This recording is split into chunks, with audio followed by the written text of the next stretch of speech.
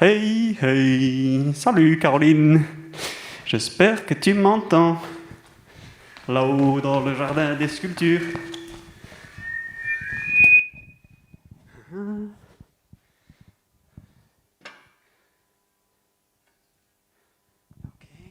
Un, deux, un, deux. Est-ce que tu m'entends? Tôt ou tard. Hey, hey.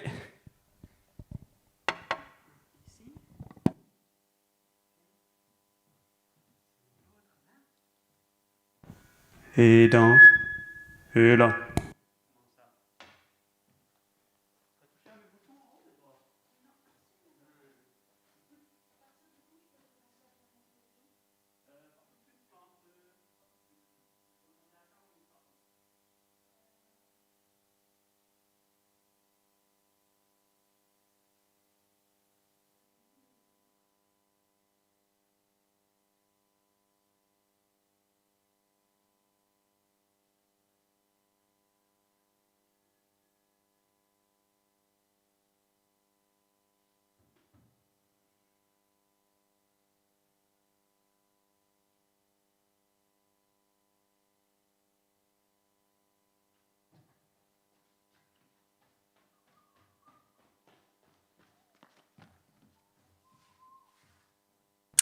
Un, deux. Un, deux, un, deux. C'est mieux? Oui. Hey.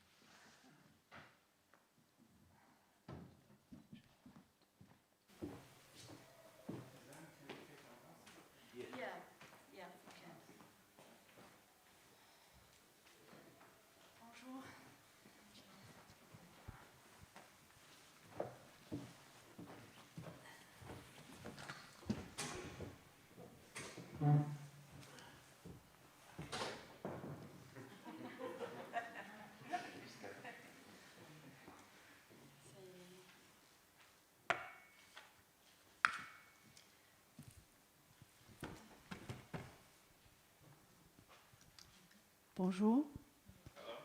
Ça fonctionne? Oui. Alors, bonjour à tout le monde. Excusez-nous pour ce petit retard pour commencer cette conversation cet après-midi. Je suis Suzanne Cotte, je suis la directrice du MUDAM et avec mes collègues ici de l'équipe du MUDAM, je suis ravie de vous voir dans l'auditorium du MUDAM, aussi bien que dans le musée, dans le jardin des sculptures, et de savoir qu'il y a aussi une assistance qui nous suit par live streaming aussi aujourd'hui. Je vais faire mes remarques d'introduction en anglais parce que la conversation cet après-midi va se passer en anglais. Et si à la fin de cette conversation, il y aura opportunité éventuellement, selon le temps qui nous reste, de poser des questions. Et puis par la suite, un book signing, la signature des livres de la part de William et de Denis. Cet événement, en fait, coïncide avec le lancement d'une nouvelle édition coéditée par le MUDAM avec les éditions des lecteurs de Paris, à part de Panthère, qui est en fait la première édition en traduction française d'un livre de conversation entre William et Denis, initialement publié sous Footnotes for the Panther. So I will move to English now, just to say a few brief words of introduction. I'm sure you all followed that, how happy we are to have you all here, but especially happy to have with us today the artist William Kentridge and the writer and poet Denis Hirson. I'd just like to give you a very brief introduction to our two speakers today. William Kentridge, whose work I hope you will have had the opportunity to see in our exhibition here in the museum at the moment, More Sweetly Play the Dance.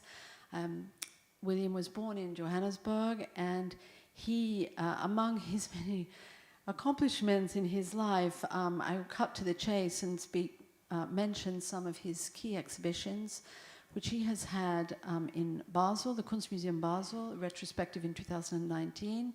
The same year, his first major retrospective in South Africa at the Zeitz Museum of Contemporary Art in Cape Town. He has also had major exhibitions at the museum, the Museo Nacional Centro de Arte Reina Sofia in Madrid, at the Metropolitan Museum of Art in New York, at the Museum of Modern Art in New York, Tate Modern London, Centre Pompidou Paris, the Hirson Museum and Sculpture Garden, Washington, D.C., and it goes on. And of course, at the Musée d'Art Moderne, Grand-Duc Jean. Among the many international surveys that have included work by William, multiple editions of Documenta in Kassel in 1997, 2002, and 2012, and the Venice Biennial, and I mention the 45th, the 48th, and the 51st editions of the biennial in respectively 1993, 1999, and 2005. Among the many awards that William has received for his work, most recently has been the Premium Imperial Award in Japan. As well as being a renowned and highly acclaimed visual artist, William is, of course, known for his work for stage and performance, and I would just cite among those works that he has created The Head and the Load, Wozzeck, the opera, The Nose, and The Magic Flute. He lives and works in Johannesburg, where he has two studios, one in and one of those studios is situated in downtown Johannesburg, where he is also a part of the Center for the Less Good Idea, which he co-founded. I would also like to say that William, one of the reasons that William is here, one of the principal reasons, or the principal reason, is his involvement not only in the exhibition, his agreement to have an exhibition with us here at the museum, but also as part of a much broader project here in Luxembourg, which is the Red Bridge Project, which is a really pioneering collaboration between Mudam, the Philharmonie of Luxembourg, and the Grand Théâtre. And the title, The Red Bridge, as you can imagine, is related, in fact, to the fact that what separates our three institutions is Le Pont Rouge. And we think of the Red Bridge project as a project of building bridges between our institutions to look at the work of artists whose practice spans multiple disciplines, from music to dance to opera to the visual arts. William is, of course, a consummate artist in this respect, and at the moment he is here, and he has been here for the last 10 days, miraculously, with his company, members of his company, some of whom are here in the audience with us today, to prepare for performances that are taking place at the Grand Théâtre this weekend, which began last night at the Grand Théâtre, which is Waiting for the Sibyl, which is a new chamber opera which was co-produced by the Grand Théâtre of Luxembourg with the Rome Opera. Because of the changes, the very positive changes in the current situation with the COVID pandemic, while seats have been limited for these performances last night and tomorrow night, I would just like to let you know and remind you that as of tomorrow, Sunday the 13th, that it will be possible to have more places for the performance of Sibyl at the theatre, and the performance will take place at 5 p.m. So the number of places available has doubled. So I would check if you don't already have tickets, because it is an extraordinary work to see. Just to say a few words about Denis Hirson. Just moving. Denis Hirson is a South African writer, lecturer, and one-time actor. Yes, now living in Paris. He is the author of 7 books, almost all of them at the frontier between prose and poetry, and concerned with the memory of South Africa at the time of apartheid. His books include The House Next Door to Africa, We Walk Straight, So You Better Get Out of the Way, and his best-selling I Remember King Kong, the Boxer, as well as the poetry collection Gardening in the Dark, and the novel The Dancing and the Death on Lemon Street, which was shortlisted for the Commonwealth Book Prize in 2012. He's also written and had published White Scars, which is a lyrical meditation on reading and its significance in our lives. Denis is this book was the runner-up for the Alan Paton Award for Nonfiction in 2007.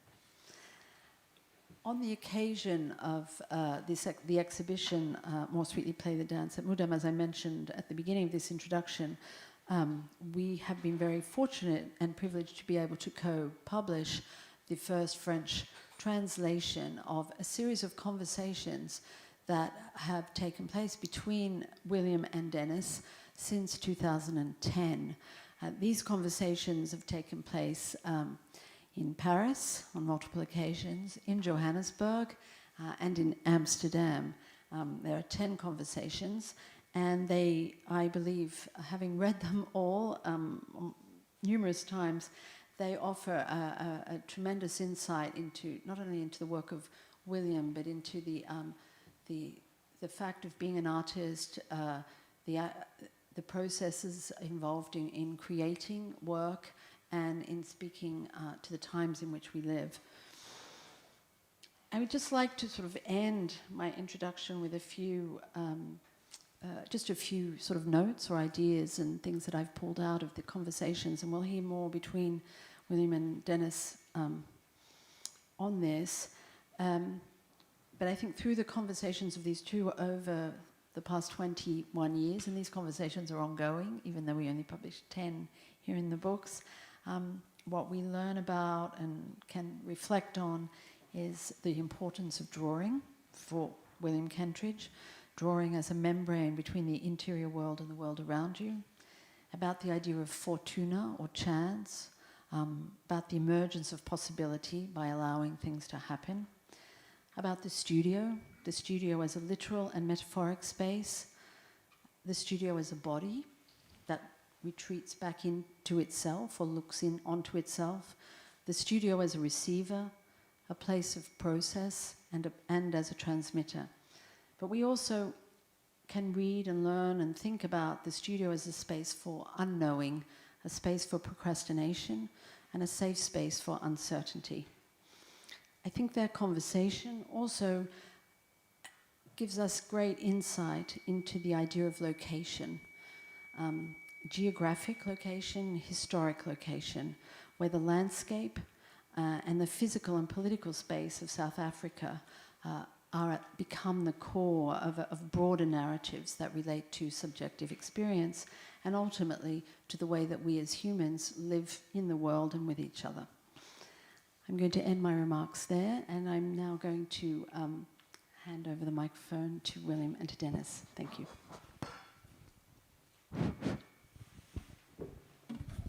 Suzanne, thank you so much for that generous introduction. And before we go any further, I must thank you and your staff here at the Mudam for having set up this conversation and of having been so generous and efficient in organizing our trip here.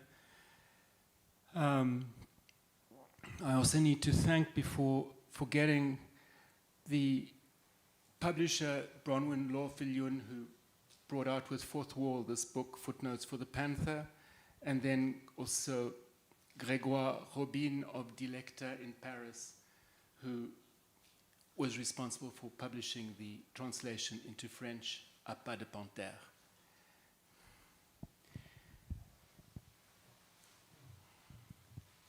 One reason we're just a little bit late today is because we went on a walk to the restaurant where we had lunch with Suzanne, and it was an interesting Kentridge moment on the way, because we were faced with three paths, and William Kentridge here on my left said to us, I know this path and I know this path, but I don't know the one in the middle. So we took the one in the middle, and I won't tell you what happened, but William, is it always like this when you go for a walk, three paths and you take the one you didn't know? That was my stupidity. It was pointing initially in the right direction, and I assumed it would continue in a straight line, but then the path deceived me after a few hundred meters by simply having a wall at the end, and we had to retrace our steps. So it was the right path, but the path didn't understand its duty. Does this often happen to you in your work? No, because when it's the work and it's going down the wrong point and it reaches a stopping point, there is a wall, but you can have an eraser, and it's a charcoal wall. You can simply erase the wall and continue the drawing. So there is a way that sometimes one is blessed by a bad beginning, or a wrong beginning. You start something, and if it goes really well from the beginning, then you're kind of trapped by it, by the success of what you're doing or the skill of what you're doing. And it starts with a lot of energy, but if the drawing is going well, it's very hard not to get more cautious and to stop drawing with your whole body, to start just drawing with your arm. And then if it keeps going well, just with your elbow, and then with your wrist, and then just with your knuckles, because you don't want to mess up what you've done.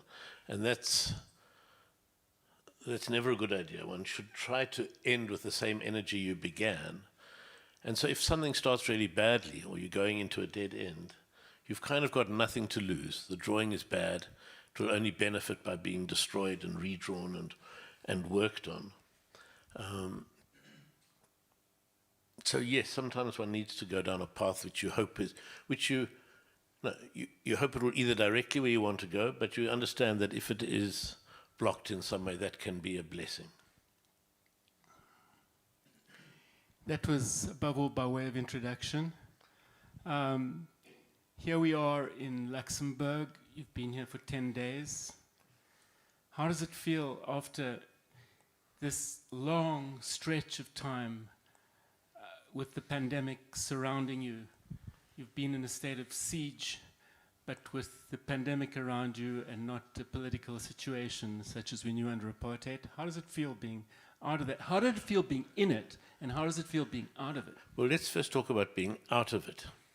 So it's been remarkable generosity on the part of Mudam, on behalf of the Grand Théâtre, the whole of the Redbridge project, to bring the company, not just me, but performers, composers, dancers, singers, for 5 different projects into Luxembourg.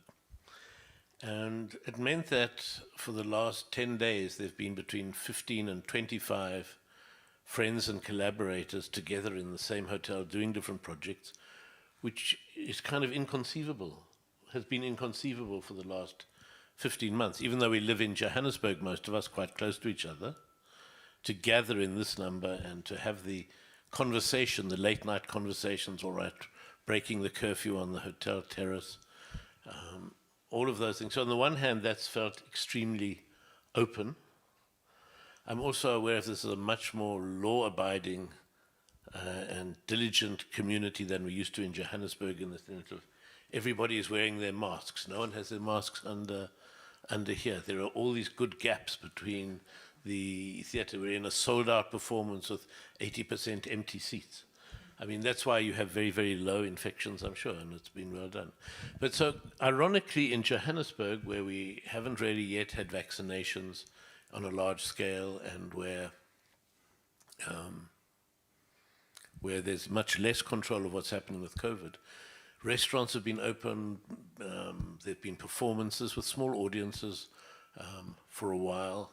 In the studio, because most of the people in the studio had COVID last year, we were in a kind of post-COVID situation. When everybody's had it, then you don't need to be social distance and with masks and all of these protocols. So in fact, for most of the year, it's been a kind of open studio, 20 of us having lunch together every day in the garden.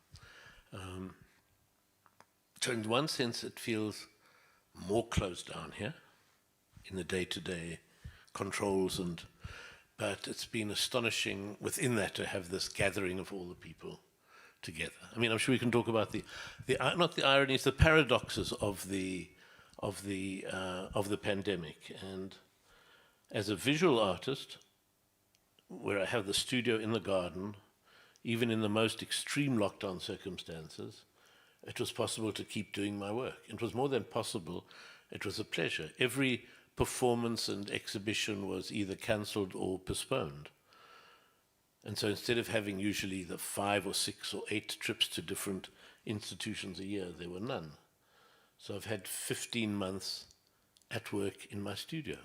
And I haven't had that for 45 years. You refer to this as a sabbatical. It's a kind of sabbatical. It's a kind of, I'm aware that from a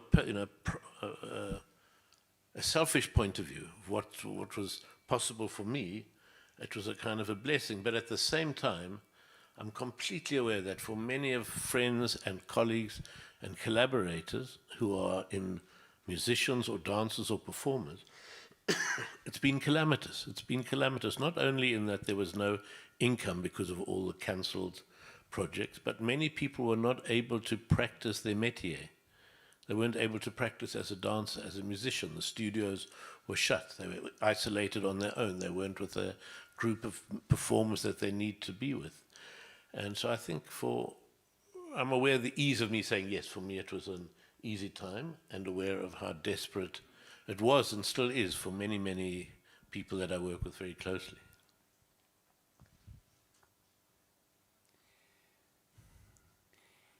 You've drawn many things. You've made an inventory of the things you've drawn and the things you haven't drawn, I think. Horses, I'm thinking of, typewriters, cats, rats, coffee pots, the list goes on and on. Have you been tempted to draw the coronavirus? There's a drawing I've done in the past, and it's to give the background story. One of the things that Cézanne said about when he was breaking with Impressionism and finding a much more severe geometric way of thinking about art making, he said that one could reduce the world to the cylinder, the sphere, and the cone. and that all of nature was present in those shapes. And that was a kind of a move towards a formalism in art. I was interested in trying to bring those shapes back out into the world. And so when you talk of the megaphones that are in my work, and there are many megaphones, for me that's taking the cone out of the formalist world of Cézanne and putting it back into the world to earn its keep as a megaphone. And with the sphere, taking the sphere that he talks about, for me that's taking a sphere and turning that into the world, putting the world onto its legs and telling it to go out and work for its keep. So there are a lot of images which are of a sphere, and there are a lot of either rough markings on them, almost like continents or craters of the moon. And so that sphere that has these things disrupting the surface, in retrospect, they're a kind of premonition of the coronavirus. In a film I made during this period, there was one light reference, which came out of having a ball of an eraser, a soft, kneadable ball that became an eraser, and having a lot of push pins, and realizing I often used this ball of an eraser as like a pin cushion to have a lot of these pins in so I could take them out to pin drawings up. But what in fact I was making was a spherical ball with these little spikes sticking out of it, which was also not thinking of it at the time, but I suddenly recognized, or somebody said, oh, you've made a coronavirus maquette, which then came into a film. Came into a film called The Charmed Life. William, just going off slightly at a tangent. Here in this wonderful exhibition at this museum, at the Museum, there is More Sweetly Play the Dance. And if I'm not mistaken, some of the characters in the procession were actually inspired by the news of the Ebola outbreak. Am I right? Yes, they were more than just the news of them, but the images of them. Yes, yes. And that was the first time we saw this high-tech medical costuming, which one's used to seeing in an emergency room or an intensive care out in the world. People with these hazmat suits with plastic visors and beekeeper-like suits around them, leading people with drip sets around hospitals. So this was in 2015, I think. 14, 15 or 16 in West Africa, which it was an epidemic that in the end was restricted to West Africa, but sort of started alerting the world to the sense of this mortality that was around, these dangers that were about. So in retrospect, yes, that film is about plague, about epidemic, even though it's not this, but it was made a couple of years before our current crisis, so it's to Suzanne's credit that she had the prescience to say this will be a key work in this exhibition, which was planned in the months before the start of the epidemic. And I suppose it's far too early to ask you whether the coronavirus, might actually enter a piece in the future. Although the rats that were present in South Africa at the time of the hospital crisis, which continues today, were actually a part of this situation. Yeah, so they've let me just as I've described to you, one of the main lockdown projects I had over the last year was working on a series of films about what happens in the studio. And it's both about the formality, how do you make a drawing, where does it come from, what are the themes that come through the activity. But it's also a kind of diary, so they're newspaper headlines of a record of the number of COVID cases. And this is a film that started in April last year, or a series of films that's ongoing at the moment. And one of the images that was very powerful in either a news report or was a hospital in Port Elizabeth, Gqeberha as it's now called in South Africa, where one of the hospitals wasn't coping, and there were images of a lot of rats around medical waste at the edge of the hospital. So this idea of these rats, which of course also connected to our idea of plague, and we know that the bubonic plague was spread by rats, so they're loaded with a sense of plague in them already, of that danger, came into the filmmaking. But the way they came in, we tried first to make rats we got a lot of different kinds of modeling clay, and we actually got photos of rats, and we started modeling rats and painting them. And the idea we were then going to move them like model cars to move. And they didn't work at all.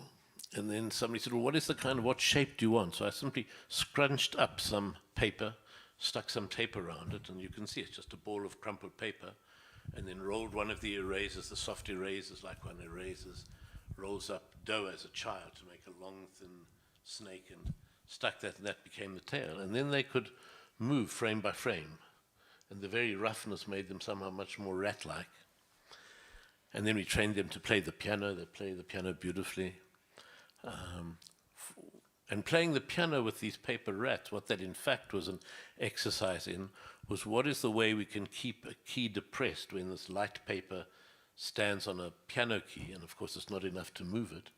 But if you break off a matchstick and depress the key and stick the match between the two keys, you can keep the key down and have the illusion that the rat is pressing the key down.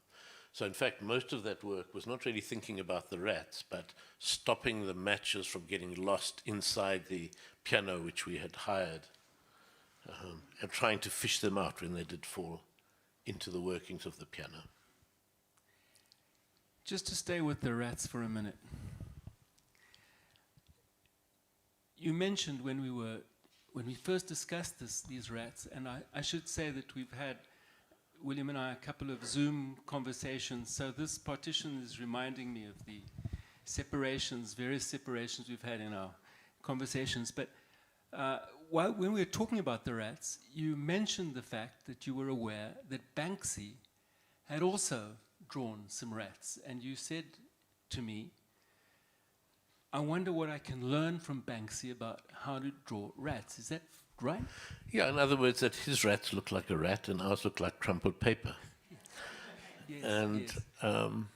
I suppose I'm telling the story about the matchsticks going in. Yes. Because in fact, when you're working on an image or a drawing like that, so much of the actual focus is on solving these stupid formal questions. How do you actually get it to work? What is the grammar of it?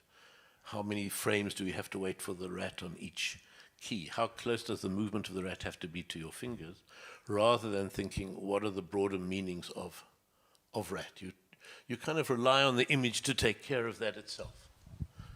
That if you do the drawing, we will find what it means, and maybe it has a resonance and maybe it doesn't. But I think we are all so good at, it's so necessary for each of us to make these imaginative leaps between something we see and wanting it to make sense, that we're very open to taking an image and finding how it links to us or to the world.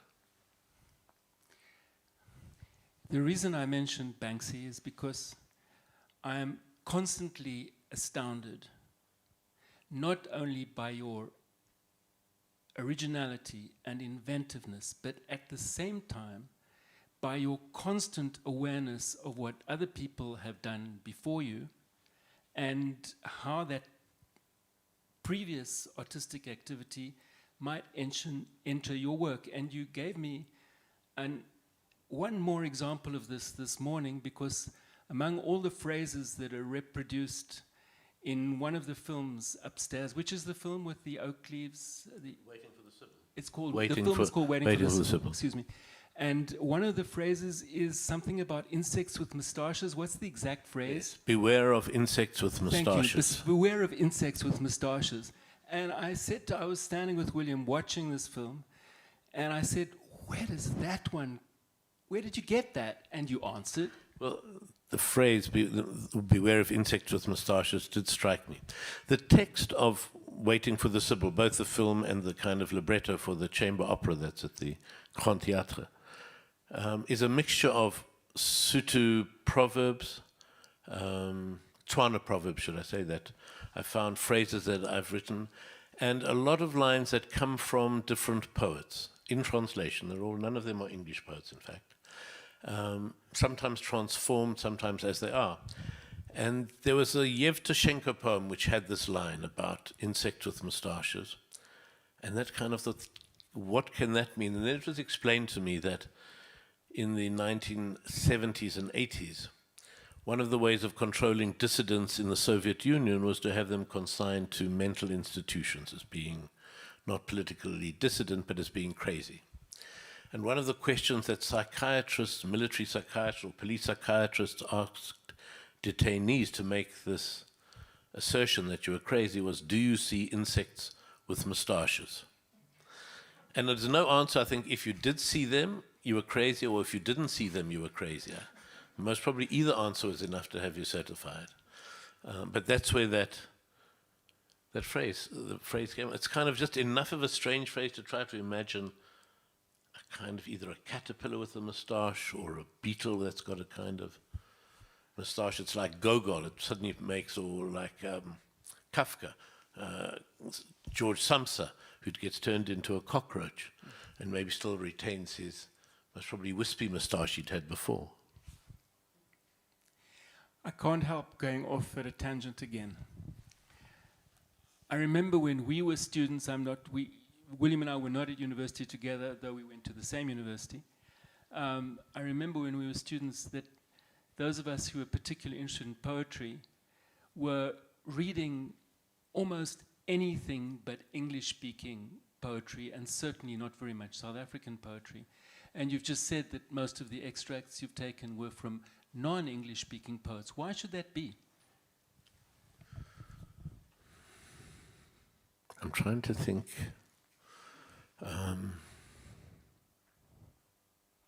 There is something about the weight of the traditions of English language that obviously are difficult for me, in the sense of almost every project I've done, whether it's Die Zauberflöte or Lulu or Wozzeck or Ubu or Memorias Posthumas de Bras Cubas or Confessions of Zeno, are all writers not writing in English initially, all in translation.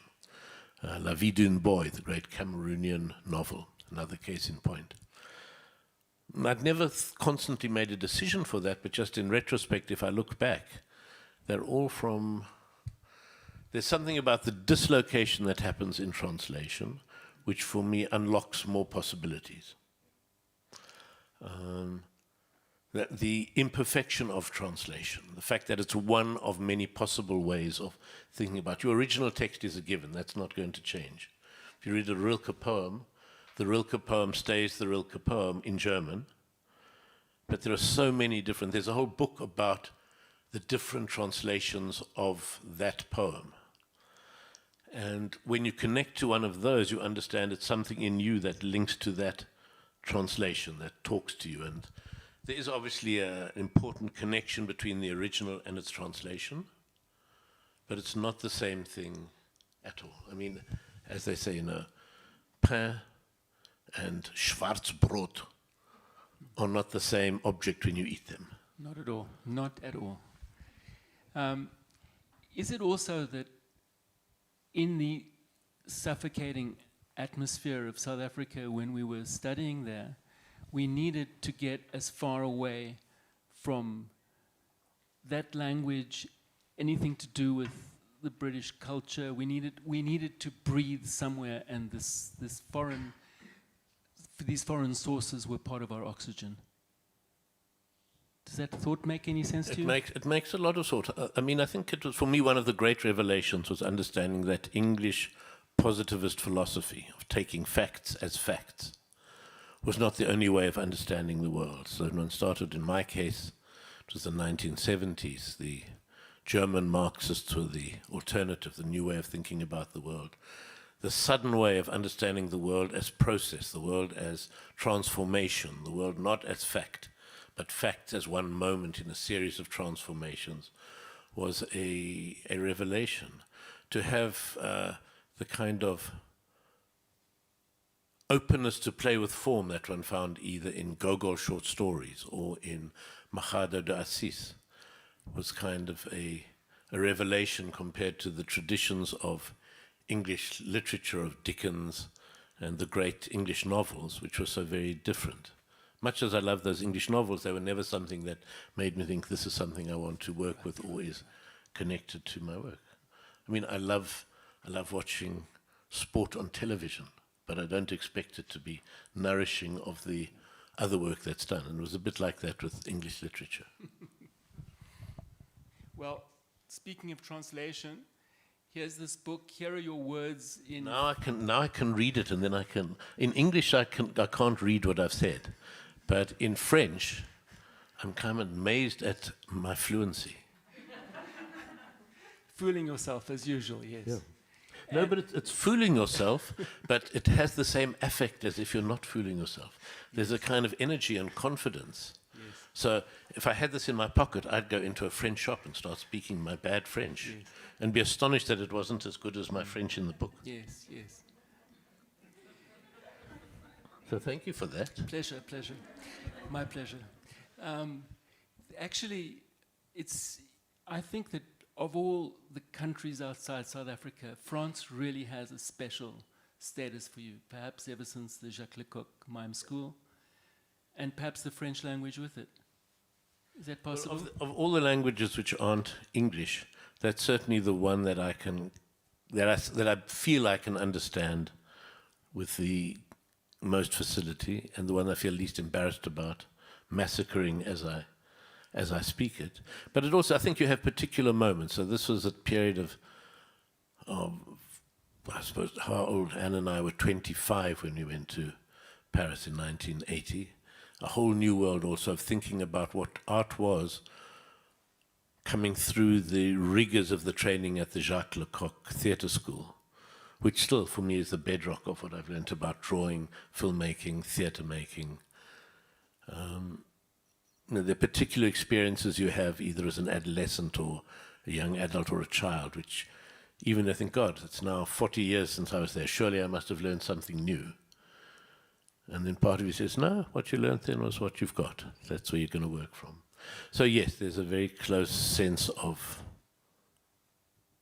this image of what it was to be in France at that era and at that age, which stays with me. So if I'm in France now, there's part of me that still feels 25, even though 99% of the rest of me says, no, forget it. That's not who you are anymore. I want to come back to the question of language just a little bit later. But before that, I was thinking, well, let's put this book on the table just for a while during this conversation. And how am I going to do that? And there was just one quote that leapt up at me. So this is you speaking in English, I'm afraid. And the subject is more Sweetly Play the Dance, which we'd been listening, it was 2014, and we'd been listening to the music for this piece in your studio. And at the same time, you were preparing Wozzeck, so there was Alban Berg's music around as well. And in this little extract, you start off talking about the tuba, which is played in More Sweetly Play the Dance. And this is what you say. What is it in those low notes of the tuba that reaches one's soul so deeply? Because it's not just the notes by themselves, it's obviously how a note comes after the note before it, before the note after it, the soundtrack of the other people around it, but it reaches a deep point of satisfaction, which is obviously what Berg is completely trying to avoid. All the composers from the atonal school are trying to avoid the comfort which comes with the resolution of a chord, developing a 12-tone system to say the world is no longer so amenable. And taking this to mathematical extremes with a rigorous working out of the 12-tone system, whereas with the brass band, musically, we are still in a world of hope. We are still in a world of possibility. So here we have these two different kinds of music, these two visions of the world. Would you say that the friction between the two of them is central to your work? I think so. I mean, in the piece that you'll hear tonight that we're performing, Waiting for the Sibyl, the composer and Santa and I spent time listening to some Stockhausen. And there's a whole piece, Stimmung, which is all done on the note B flat. It's one note and variations of voices. And the way we worked with it is we would take one section, not me, let me say it's Nhlanhla who's sitting here who would do this. We would say, let's start by playing one of the many variations, which is 5 voices very accurately, starting on B flat and doing minimal transformations. And then Nhlanhla would say to the singers, all right, you're going to copy exactly what we're hearing, very accurately, and they would meld together the Stockhausen and the singers who are going to be in waiting for the Sibyl. And then at a certain point, the music of the recording would be, the volume would be taken down, and we'd still be in the Stockhausen world of these very closely connected voices at that note. And then gradually we would start to leave Germany and start to make our way home. And the new things would start to emerge in the voices, and different rhythms and emphases and punctuations and grammar. And it became an extraordinary thing. It was not the same as Stockhausen, but it was not like saying, let's just take a traditional South African song. It was an extraordinary shift between. And in this, as an example of that tension between those two kinds of music, is what's very much there in it. But it's important that that's not all that there is, that the music that we're doing in this opera and in many other pieces isn't simply that mathematical question, and that what constitutes the rest of there described as hope in what you were quoting to me, but for me is like taking it out into the world, letting it walk, letting it have a place to go, is what the other part that happens in the music. And so fundamentally, I think I still understand, or I think I understand what he meant when he said that. Not me, the other him. Yes, I understand. Yeah. I think, or at least the other me understands. But I remember sitting watching More Sweetly play the dance in Amsterdam at the Eye Museum. And I remember a woman in the audience. You came in, she was in tears, and she said thank you to you. And the way I understood that, apart from the beauty of the piece, is also that sense of possibility, although you included the Ebola and you have the dance of death. But there is this sense of possibility which is in the music, in the gestures, in the piece as a whole. Are you aware that you are bringing this to Europe, which is in such a different, I'm generalizing horribly, but nonetheless, Europe in a completely different, at a different point when it comes to the question of possibility? I'm aware that it's done a strange journey. The Dance of Death was this medieval European form which comes out of the plague from the 14th century, in which there's this processional image of the figure of death with the Pope and the king and the priest and the farmer and the merchant and the peasant and the child. So everybody was going to be, was subject to an unexpected death.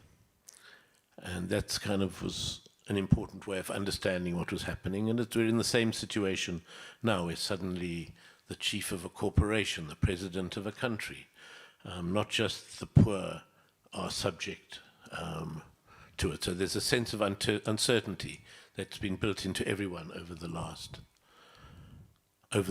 year. So in that sense, yes, that's a very European image of the Dance of Death. Then it came back down to us in South Africa, where we worked on it. And at first we thought the music we would have with our people in the procession would be a funeral march, a very slow, grieving song. And we did this and we tried it, but the trouble was that the pace of walking and the music just could not work together. It kind of killed it every time. It became so heavy, it became very sentimental in a way, to have that slow music and the sad walking, that in the end we tried very different kinds of music, and that kind of transformed the moment. And when we had this music that was halfway between a dirge and a dance piece, the piece came alive.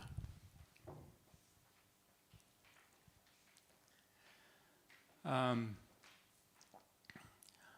wanted to come back to the question of language, as I said. It seems to me that white, English-speaking South Africans are among the most monolingual and monocultural people in the whole wide world, even today. And here you are.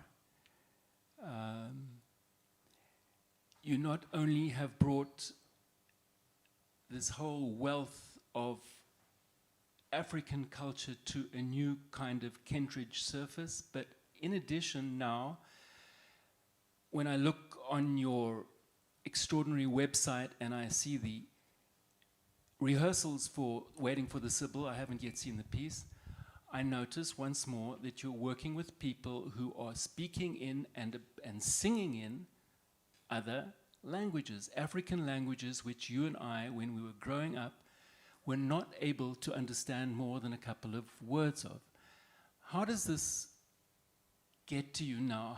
What does it do to you? How does it reach you that you should be working with these people who are working themselves in these other languages? It's a good and hard question, and I'll answer it in different ways. So one, yes, there is a kind of a shame at being so monolingual. At university I tried to learn Sotho, Southern Sotho, and failed at it. Had a year of it and wasn't able to. So there's this, and it's a residue of what it is to grow up in South Africa, so monolingual. So there is a gap, but it's both a kind of, but there's a different point to understanding language and music. And maybe it is a South African childhood growing up, but listening to opera, which I did a lot in my childhood and others, and listening to other songs, there was a sense of hearing words but not understanding them, of knowing a broad arc of what an opera was, but never really needing to expect to understand all the words of a soprano singing the aria of the Queen of the Night, or other songs in the opera repertoire, whether they're in German, French, or Italian. And one understands that the singers need to understand what they're singing. They need to know what words they're singing.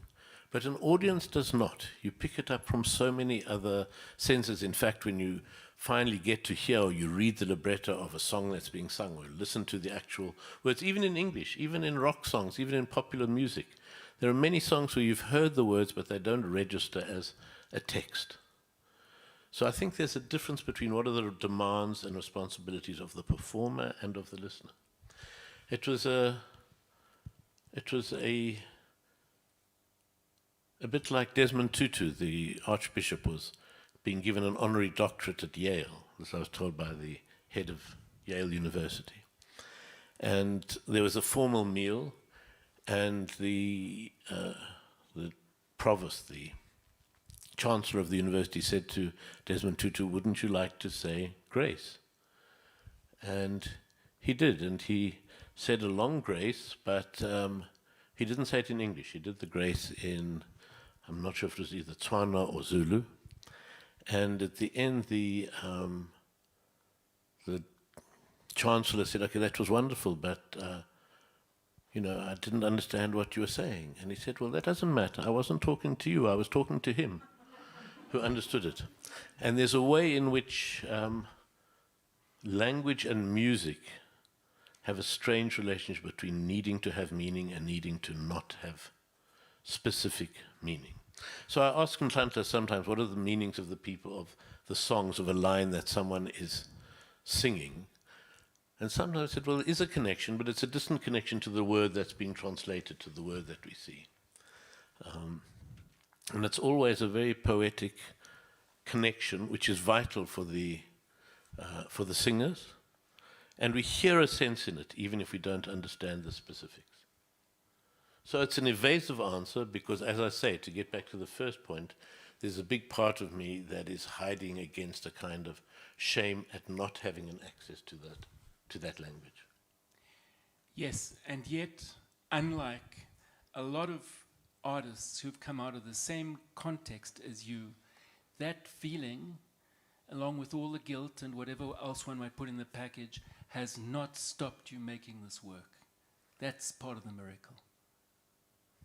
Yeah, I mean, I think certainly, if you just look, the work is happening, so it's not stopped the work. And it's certainly, but it's work that is completely nourished in the space that you are describing. It would be very different if we said, okay, we're only going to sing in English every once, that everybody can follow each word. It's also saying, from the group of people you're working with, what is their wellspring of their either music or voice or text, and working with that. Yes. One last question before I allow the audience to intervene here. It concerns fate. Fate was a central issue in The Refusal of Time, this story of Perseus who could not refuse, could not escape his fate. Here we have the oak leaves of the Sibyl, and fate is once again on the table. But you personally don't strike me as someone who's necessarily accepts that there is such a thing as fate or destiny. Am I right or am I wrong? No, you're right. You're right in the sense that, no, but what I understand, obviously, we all do retrospectively, we can say this was your fate, this was what was going to happen. I'm intrigued by the idea of evasive action meeting the decisive strike. So as you think you're avoiding something, you're in fact going right into its path. There's the story of the death in Samara, the story of the merchant in Baghdad who sends his servant into the market to buy some food, and the servant comes back very shaken and says, Master, when I was there buying food, a person called me over to him, and I went over and I saw under his cloak that it was death calling to me. So I ran away and I've come back here. What must I do? And the merchant said, you must hide and run.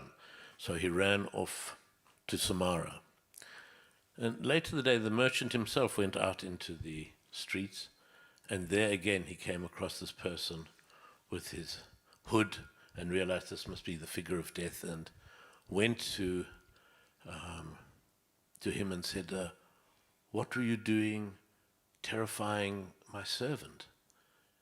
And he said, the death said to him, yes, I was a little bit surprised to see him here because I've got an appointment with him this afternoon in Samara.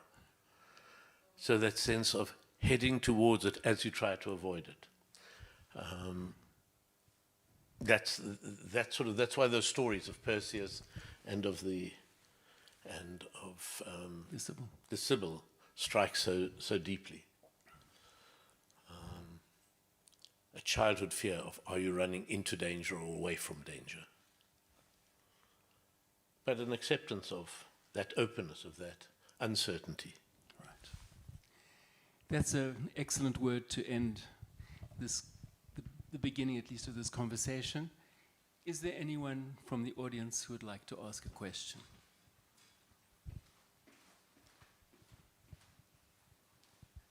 Go Yes. ahead. Firstly, thank you for the wonderful. Yeah. Can you hear me? Yeah, we can.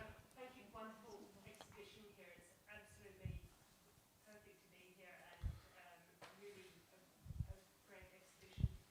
And one of the things that we've seen a lot of your exhibitions over the years because we're big fans of your work. And one of the, you see recurring elements that we've seen here again, particularly your coffee pots, thank you. And the scissors and also the typewriters. Why are you using these ones again and again? And you did mention before that you thought you learnt everything when you were back in Paris in the 80s. Is that part of those recurring things? No, I think that's. I would say the easy answer is to say it's a kind of a paucity of imagination. That these are the things that come back. But I like to think of them more as like commedia dell'arte characters, where you have a company of performers, and you have someone who's always going to be the captain, and someone who's going to be the clown, and sometimes someone who'll be the lover. And they constantly get called on to perform different roles. You say, well, tonight this is the play we're performing, and everybody has to put in their costumes. Now someone has to put on their damn rhinoceros costume for the 80th time and come and be the rhinoceros again. And so they're there to perform in the service of other stories, different stories. And I keep on trying to draw things. I made a list of that which I've drawn and that which I haven't drawn, and said, okay, for 6 months I'm only going to draw things from the list of that which I haven't drawn. Like a hippopotamus. I've never drawn a hippopotamus. And they said, okay, I'll draw a hippopotamus. And then I just thought, why? I have no need for a hippopotamus. Much rather draw the 800th rhinoceros. And yes, I have drawn a teapot, but really, the coffee pot's there. Why would you choose a... So it has to do with the associations and the... there's something already so human in the form of that espresso pot. William has done a drawing called Self-Portrait as a Coffee Pot. I don't know if you're aware of that yet. In the sense of saying that fundamentally, if you add up all the different drawings that one's done in anyway, how many, 4 decades of drawing, those, whether you like it or not, become a kind of self-portrait of the longue durée. That's who you are also. That's sum total of all the different themes and images that you've worked on over those years. And there's a negative, the space all around you can also be defined by all the things that you haven't done, all the people you've not drawn. Go ahead.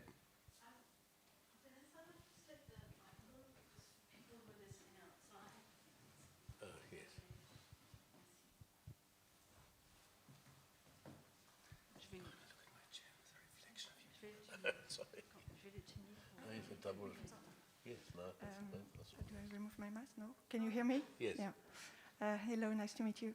I have a kind of a side question, and maybe it's a trivial question. But just in my experience, I need to be nourished by art and a lot of different sort of art. And what is very interesting in your work is that you are indeed mixing visual art and drawing, and you were mentioning some inspiration or striking thought that you got from Kafka or Google Words, etc. And actually, recently in my life, I read some books, and I could say that one book really changed my life. And I would be curious to hear whether there has been some books or other kind of artist production that change your life. I mean, I'll make my list in my head, Denis. You make your list in your head of you, and we'll see. So we can each have 3. Okay? So when I was about 18, I saw a documentary about Mikis Theodorakis and his music. And for me, that was kind of like an extraordinary event, to hear that music, to hear the story, to suddenly have a sense of there in Greece was this figure that was making a kind of a music that could encapsulate so many both political and personal. So that was a piece of great encouragement. Then there was the novel Confessions of Zeno by Italo Svevo, written in 1926, and I thought, how can this person in Trieste in 1926 know exactly how I feel in Johannesburg in 1973. So that sense of understanding the power of foreign contexts, which can be understood because there's something in the text or the word that connects you to it, was another vital piece. And then I think, the great South American stories, whether it's Borges, of saying the way you can take the world but imagine it as other and reconstruct the world as you wish. You don't have to be stuck with a coherent 3-point perspective or single-point perspective. So that would be 3. But yes, there are particular books, works, songs, films that speak to us so deeply, not necessarily to show us something different, but to confirm intuitions about ourselves.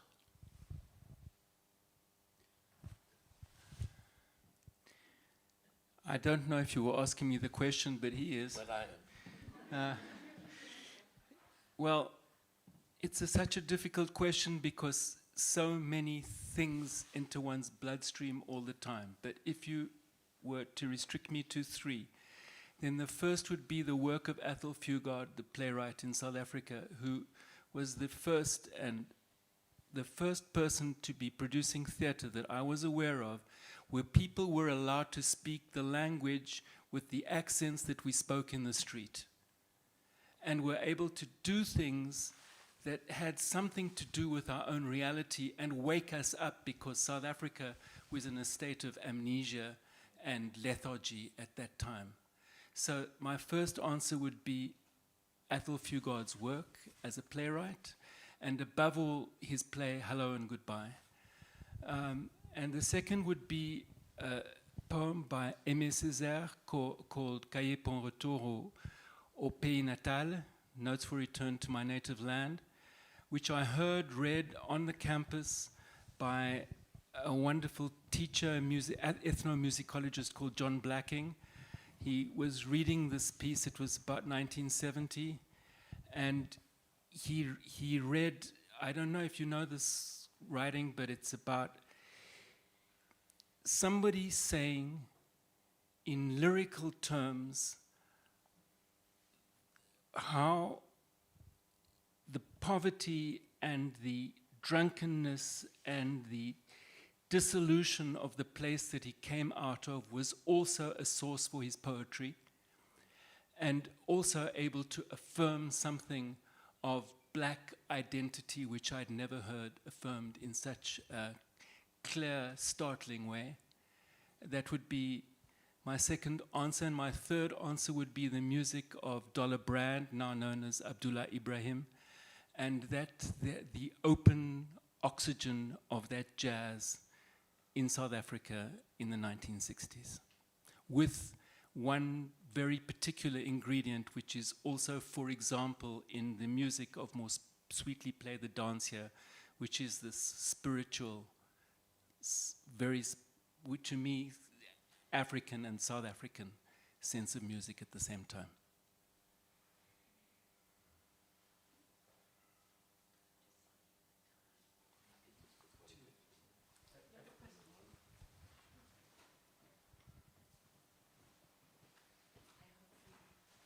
So you don't have to touch. Okay. I have a little question about the video installation, because I really loved it. I watched it 3 times in a row because I love the atmosphere, and also that is something moving and you could see where you wanted to, but it was a little detail which struck me. And so because there were a lot of symbolism in it with the culture of South Africa, and when you see all the people coming in the studio installation, they are always crossing when I recall good, the 11 screens, but only the last group of them, the 2 men towing a podium where a woman soldier is on it. It's the only the group of people who only go until the second or last screen, and they don't enter the last one. And that is something, is it a hidden message, or is it coincidence? And I wanted to know if it has a meaning or not. So it's not by chance. I mean, it was editing. You make decisions. How long should this go on? But so in fact, different people drop out on different screens. Not everybody goes through all the screens. But that's when we thought, let's keep the openness of an ending. Of should she continue? Should she not? Is that? I mean, there's a slight question in it, if you want to say. She comes from a previous project, The Dancer, which was a project about the Cultural Revolution and China in Africa at the moment, which is a very vexed question, how China and Africa relate together. And she comes into this, she's a dancer who's in other parts of this film, but we put her on there on her sledge, being pulled along with her, dancing with her gun at the end. But she doesn't quite reach the end, because I don't yet know, no one quite knows how that is shaping. It's still something unfolding, what that strange new relationship is between the power of China and the raw materials and development of Africa. But more than that, mainly because it felt we'd seen her long enough and we could just breathe for the last screen. I'm interpreting it rather than describing a meaning.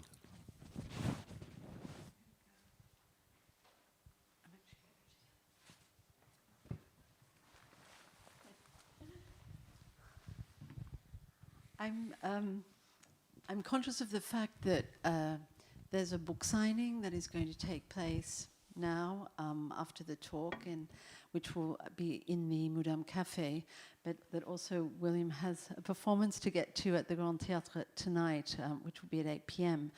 So I'm sure that we could sit here for many, many more hours, both listening to William and to Denis, and also asking him questions.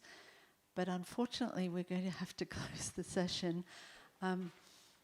Denis, thank you so much for being here with us. It's A great pleasure, Suzanne, really. it would be lovely to have you here for longer to do a weekly conversation, I think. And William, of course, your generosity is without bounds. Already you give us your work. You've given us this extraordinary exhibition, this extraordinary program of performances as part of the Red Bridge Project, and your presence here today, your ideas, your eloquence, your deep humanity and your deep intelligence, I think move us all, and we thank you. And I hope everyone here will join me in showing their appreciation. Thank you. Thank you.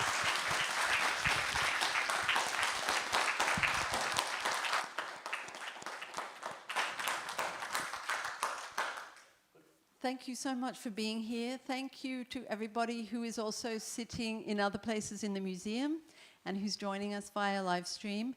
And for those of you who are interested in purchasing the book, you can join us in the Moudam Café, and William will be there with Denis for a brief moment to sign copies. Thank you, everybody.